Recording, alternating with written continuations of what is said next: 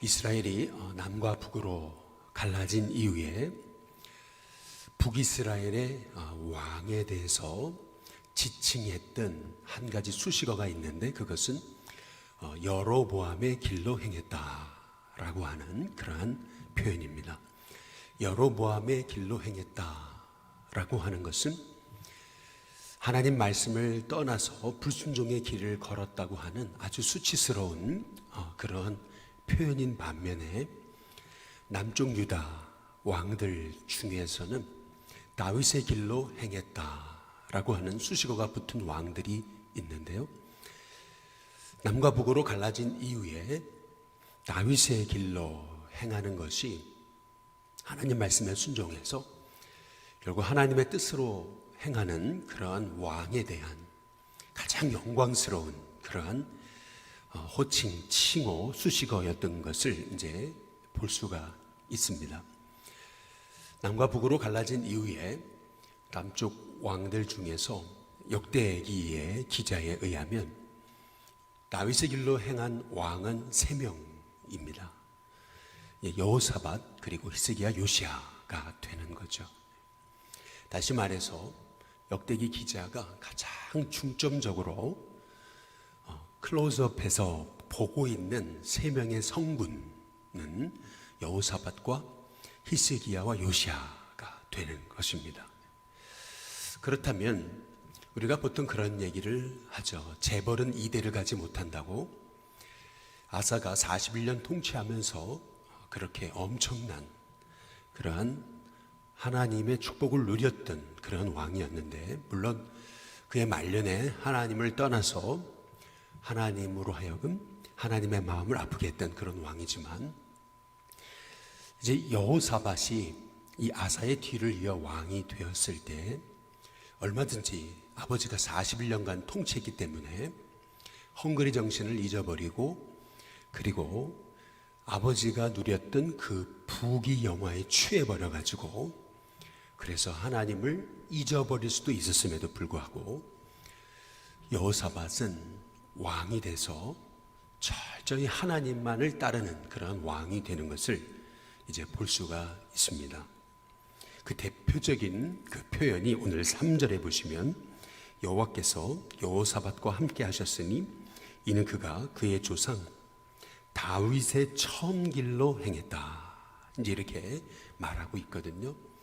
다윗의 처음 길, 다시 말하면 다윗이 그렇게 전심으로 하나님을 따랐던 그 믿음의 삶을 여호사밧도 따라갔다라고 하는 것을 말하고 있는 것이죠. 결국 하나님이 복 주시는 삶은 하나님이 함께 하셔야 된다라고 하는 것을 오늘 여호사밧의 삶을 통해서 우리가 알 수 있는 것이죠. 아무리 인간이 용을 써도 하나님이 도우시지 않으면, 아무리 최고의 어부, 바닷길을 잘 아는 전문가, 그런 바다의 전문가라 할지라도 하나님이 파도를 움직이셔야 그 배가 결국 순풍을 만나서 목적지로 온전히 가게 되는 거죠. 역풍을 만났는데 그의 능력, 그의 지혜, 그의 전문가적인 지식은 아무 소용이 없는 것이죠. 결국 우리 인생 아무리 우리가 잘나도 하나님이 도우시지 않으면 그 인생은 진짜 복이 있을 수가 없다라는 것이 우리가 믿음의 삶을 살면서 우리가 깨달아야 된다라고 하는 것입니다. 오늘 여기 3절에 이렇게 말씀하시는 것을 우리가 주목해 봐야 되는데요, 여호와께서 여호사밧과 함께 하셨다라고 이렇게 이제 말씀하고 있잖아요. 여호사밧은 아사가 병들어가지고 그래서 2년간 투병 생활을 할 때 아마도 아버지와 함께 같이 공동 통치를 한 것 같습니다. 이미 아버지가 병들어서 나라를 이끌 수가 없었기 때문에 여호사밧은 아버지가 살아계셨지만 그럼에도 불구하고 아버지가 살아계시는 동안 왕이 돼서 아버지와 함께 왕으로서 이제 통치하게 이제 됐던 것이죠. 그가 가장 먼저 한 일이 있다면은 그것은 17장 1절에 보면 아사의 아들 여호사밧이 대신하여 왕이 되어 스스로 강하게 하여 이스라엘을 방어하되 유다의 모든 견고한 성읍에 군대를 주둔시키고 또 유다 땅과 그의 아버지 아사가 정복한 에브라임 성읍들의 영문을 두었더라. 여호사밧이 이제 왕이 된 이후에 가장 먼저는 자기 나라 국방 방어에 힘썼던 것을 성경이 이제 말하고 있는 것인데요. 성경이 이것을 말하고 있는 이유 중에 이제 하나는 남과 북은 현재 갈라져 있기 때문에 언제나 북쪽이 남쪽을 쳐들어올 수 있는 상황이었습니다. 그래서 여호사밧은 왕이 된 이후에 가장 먼저 자기 나라를 견고하게 방어하는 그러한 성읍과 요새를 세우는 일에 힘썼음을 성경이 말하고 있는 건데요. 아니 우리가 이제 생각할 때 아니 왕이 돼서 제일 먼저 한 일이 전쟁하는 일인가 이제 이렇게 우리가 의문을 가질 수도 있겠지만은 이 여호사밧의 인생을 우리가 살펴볼 때 남과 북이 이제 갈라지게 되면서 솔로몬이 이스라엘을 12행정으로 행정구역으로 나누었던 그러한 모든 것이 남과 북이 갈라지면서 이러한 기초 행정 체계가 다 무너졌던 것입니다. 그 솔로몬이 이렇게 12행정구역으로 나라를 나누었던 이유 중에 하나는 실은 세금을 걷기 위한 것이었죠. 세금을 아주 효과적으로 걷기 위해서 나라를 12행정구역으로 나누었던 것인데 이제 그 모든 것들이 이제 다 무너졌던 것입니다. 남과 북이 나누어지면서. 그런데 여호사밧 때에 이제 드디어 이제 이스라엘이 다시 남쪽에서 행정구역이 아주 원활하게 나누어지면서 남쪽 유다가 세워지는데, 그런데 여호사밧은 세금을 걷기 위해서 이렇게 나라를 방비한 것이 아니고 자기 백성을 지키기 위해서, 그래서 이렇게 나라의 견고한 성읍들을 세웠던 것을 성경이 말하고 있는 것이죠. 왕이 되었다면 당연히 백성을 지키는 것은 왕으로서 해야 될 마땅한 일이었던 것을 이제 성경이 말하고 있는 것입니다.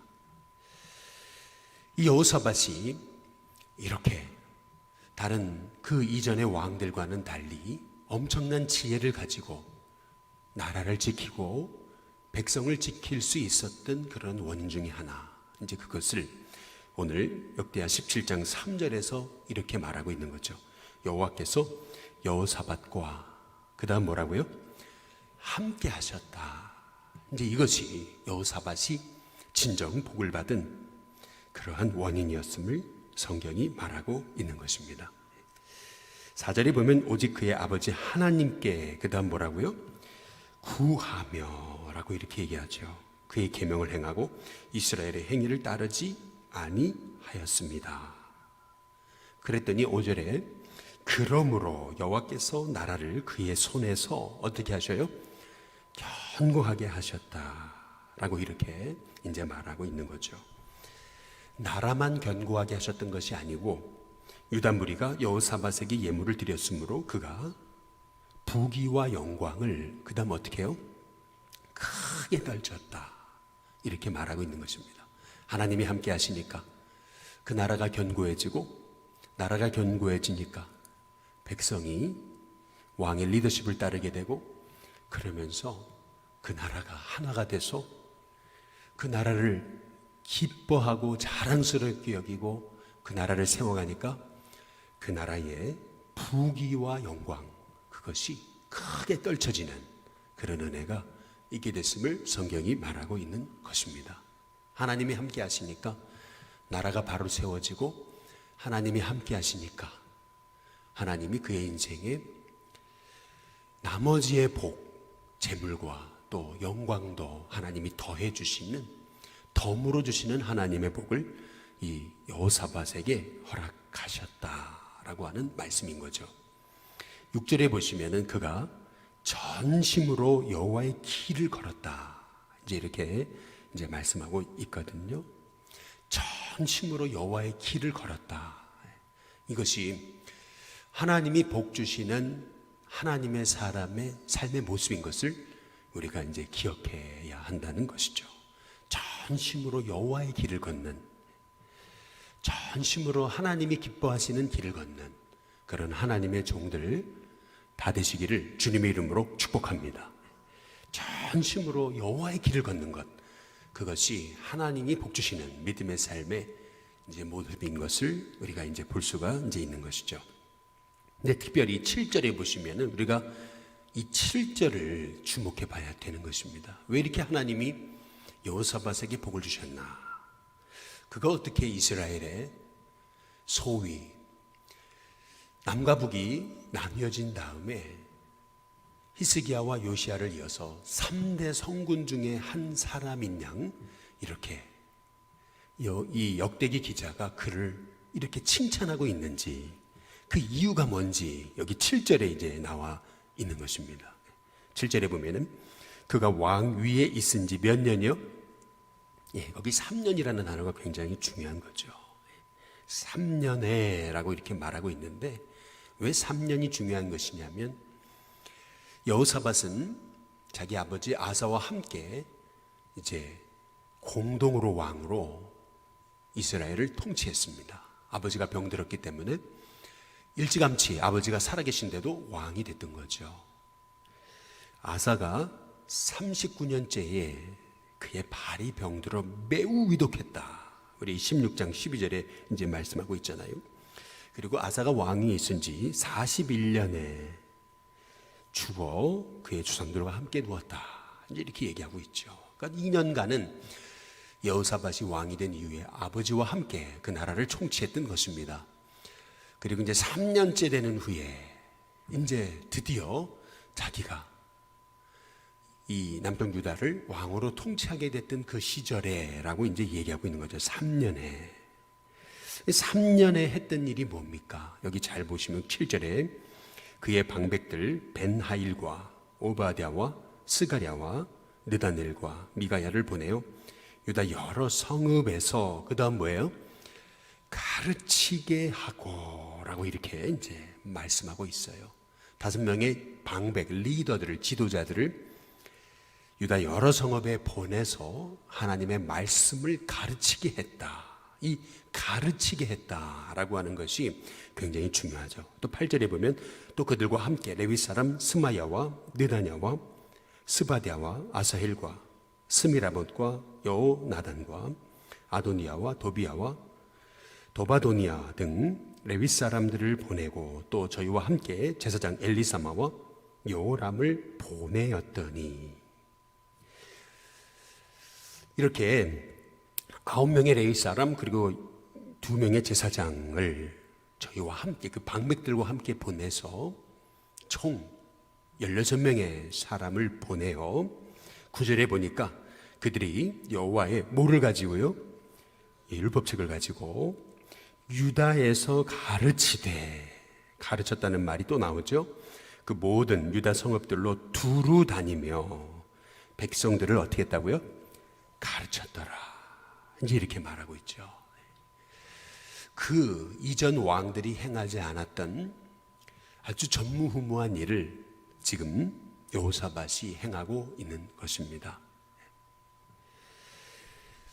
이스라엘이, 유다가 바로 세워지는 길은 결국 하나님의 말씀밖에 없다라고 여겼던 여호사밧은 아버지가 하나님께 부르심을 받고 그리고 나서 자기가 이제 남쪽 유다를 통치하게 되었을 때 제3년에 드디어 마음속에 담아두었던 일을 하기 시작한 거죠. 그것이 뭐냐면 백성을 가르치는 것입니다. 나라가 부강하게 되고 나라가 바로 세워지는 길은 결국 교육밖에 없습니다.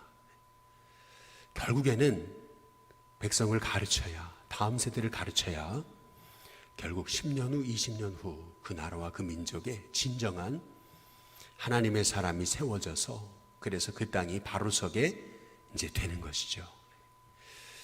결국에는 나라도 그렇고 가정도 그렇고 결국 인생이 세워지는 길은 교육밖에 없는 것입니다. 이제 그것을 이 여호사밧이 알았던 거죠. 그래서 5명의 지도자, 9명의 레위 사람, 11명의 제사장을 보내서 여호와의 율법을 가지고 유다 여러 성읍 두루 다니면서 백성들을 하나님의 말씀으로 가르치는 말씀의 운동이 여호사밧을 통해서 일어나게 될 때 어떤 일이 벌어지냐면 10절에 여호와께서 유다 사방의 모든 나라에까지 두려움을 주사 여호사밧과 뭐하지 못하게 하세요? 싸우지 못하게 하실 뿐만 아니라 11절 블레셋 사람들 중에서는 여호사밧에게 뭐를 드려요?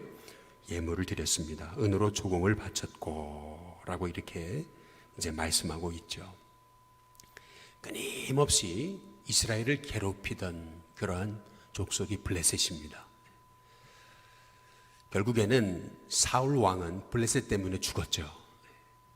다윗 왕 시절에 가서야 블레셋이 드디어 이스라엘에 정복됐던 것입니다. 그런데 11절에 보면은 여호사밧에 이르러서는 블레셋 사람들 중에서 여호사밧에게 예물까지 드리는 종들이 있었다.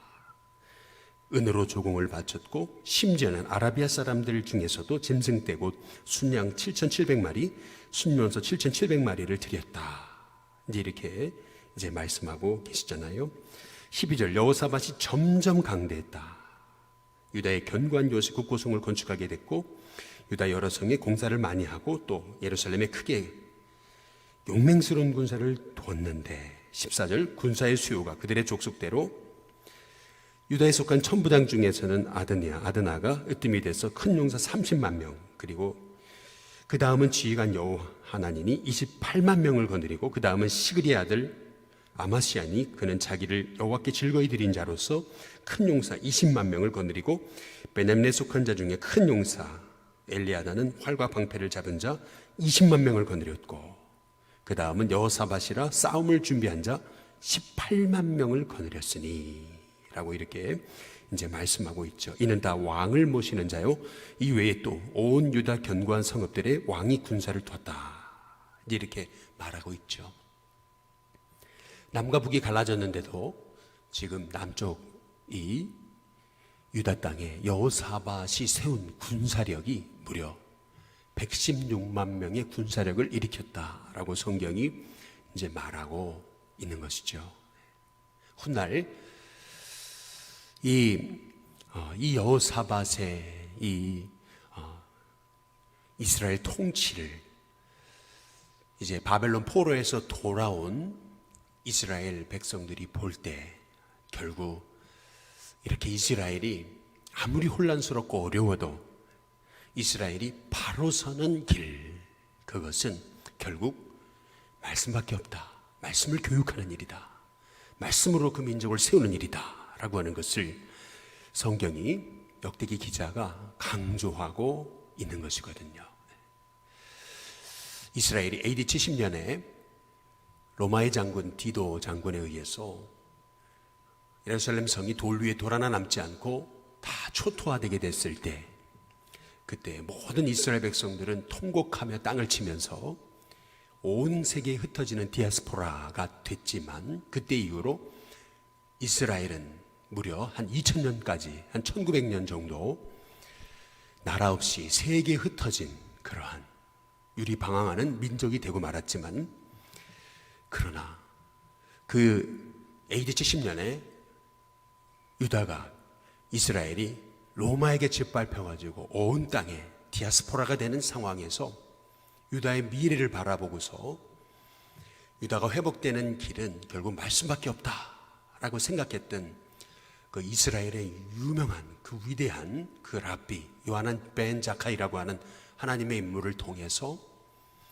그는 로마 황제의 쇼부를 걸고 나에게 사람을 가르칠 수 있는 기회를 달라고 허락을 받고 그리고 아무도 주목하지 않는 곳에 바로 랍비 학교를 세워가지고 하나님의 사람을 세웠을 때 그 랍비들을 그 디아스포라 그 온 곳곳에 파견하고 그들이 가는 곳마다 회당을 세우고 가는 곳마다 하나님 말씀의 운동을 일으켰을 때 놀랍게도 1900년 만에 이스라엘이 자기 본국을 회복하는 그러한 놀라운 그러한 일들을 이루었던 것 이것은 결국 오늘 성경이 약속하신 이 역대기 기자의 왜 여호사밧이 그렇게 하나님의 복을 받았는가? 그것은 결국 하나님의 말씀밖에 없다라고 하는 것을 우리에게 말씀하고 계시는 것이죠.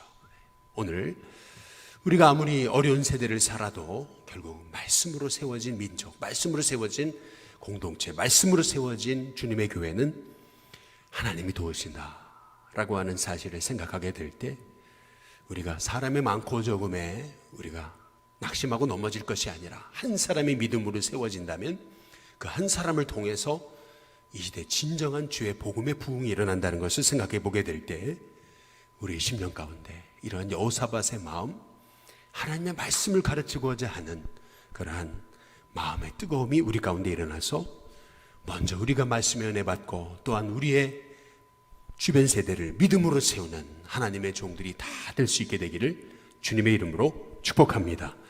오늘 시간 찬송가 499장 우리 함께 찬양 부르시겠습니다.